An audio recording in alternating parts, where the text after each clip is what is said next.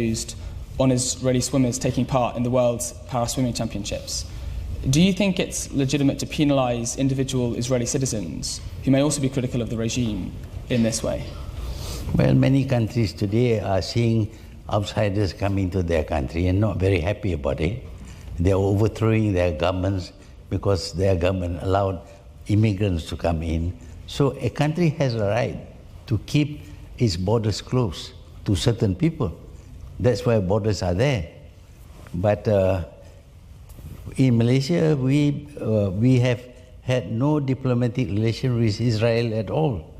And we don't think that that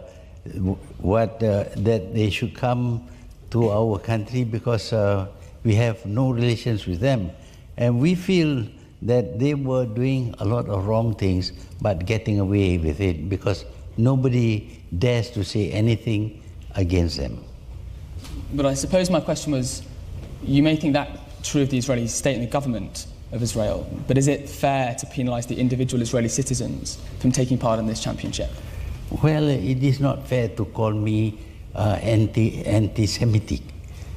They should call other people anti-Semitic. I'm not anti-Semitic. The Arabs are all Semitic people. Well, I did want to come on to that point. You've previously called and defended yourself in calling the Jewish people hooked nose and saying that they have an instinctive sense of money. Statements like that are anti-Semitic. But my question is, why do you oppose the actions of the Israeli government, not with criticisms of those actions themselves, but with racist anti-Semitic remarks like those targeted at the Jewish people? I can understand this. We talk about freedom of speech, and yet you cannot say anything against Israel, against the Jews. Why is that so? If we are free to say what we like, we can say that we are something that will be regarded as anti-Semitic by the Jews. That is their right to hold such opinion of me. It is my right to tell them also that they have been doing a lot of wrong things. But that in fact wasn't the point of the question. The point of the question was, these are remarks targeted at individual Jews, not the Israeli government. So why don't you oppose the Israeli government's actions directly instead of attacking with these remarks the Jewish people themselves? Well, it seems that most of them support the stand taken by Netanyahu against the Arabs. So when I say only the Zionists, people do not understand. What they do understand is the word Yahudi or Jews. That is what they understand. If I take action against this team, cricket team, it's not wrong because, for example, Europe wants to declare palm oil as poisonous. Why do you hurt the poor palm farmer in Malaysia? Because you dislike the government. I think the essence of the question was different, and I'll return to it again.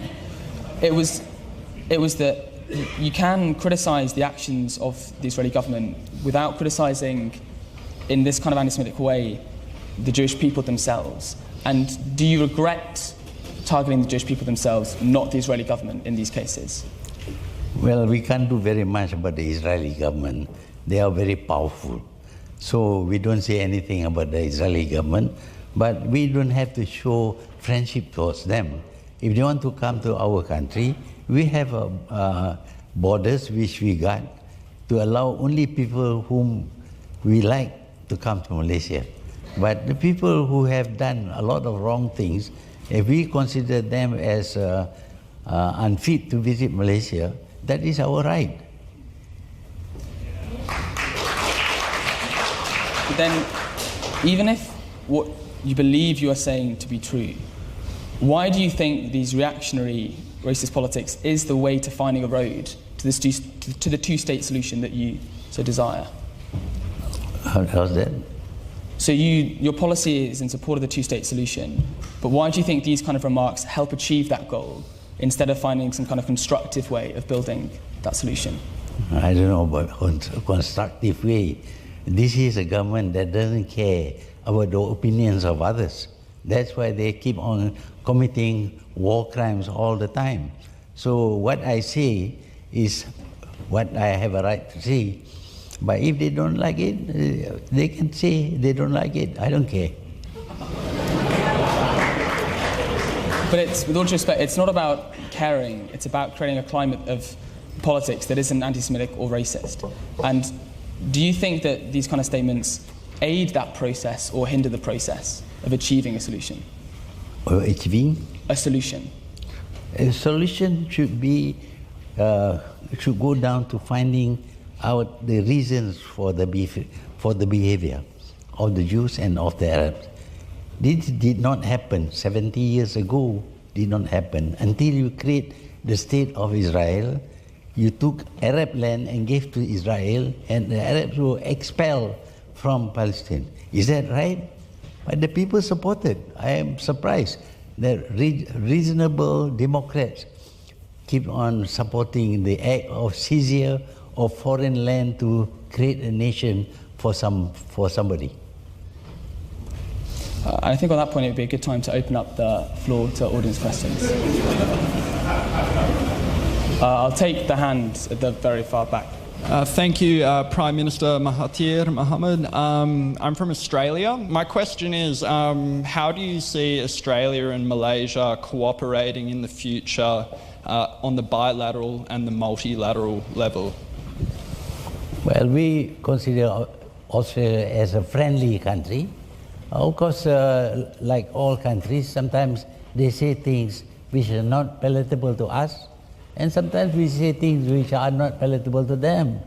I mean, while you are friends, sometimes you have a need to tell a friend that you have done something wrong. If you tolerate everything that somebody does because he is a friend, then you are no friend. So we tell Australia that because they decided to recognize Jerusalem as the capital of Israel, that will only cause a lot of people to get very angry, and some of them might become terrorists because of that. That's what I told the Prime Minister. It's up to him to do what he likes, of course. He has a right. But what I think will happen is that you are causing a lot of people to feel very angry, and they are frustrated, and when they cannot do anything, they go and blow themselves up in your country. That's what will happen.